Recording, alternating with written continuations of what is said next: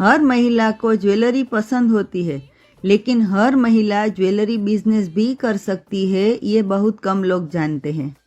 जैसे ये नेकलेस, ये मैंने खुद अपने हाथों से बनाया है। सिंपल, एलिगेंट और हर आउटफिट के साथ परफेक्ट लगने वाला डिज़ाइन। अगर आपको ये नेकलेस पसंद आ रहा है तो आप ये नेकलेस मुझसे बाय भी कर सकते हैं। अगर आपको यही नेकलेस, यही डिज़ाइन या कोई और डिज़ाइन कोई और कलर में चाहिए तो मैं कस्टमाइज भी करती हूँ। अगर आपको ऐसा और भी कलेक्शन चेक करना है तो आप मेरी वेबसाइट चेकआउट कर सकते हो।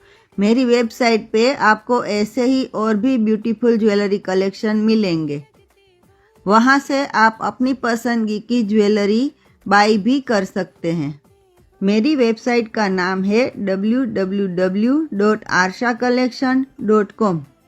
और अगर आप भी ऐसी ज्वेलरी बनाना सीखना चाहते हैं और घर बैठे ज्वेलरी बिजनेस शुरू करना चाहते हैं तो मेरी लर्निंग कम्युनिटी ज्वाइन करें।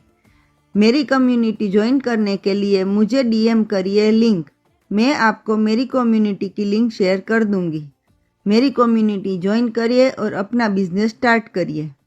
अगर आपको ये वीडियो पसंद आया है तो वीडियो को लाइक, शेयर और फॉलो ज़रूर करिए।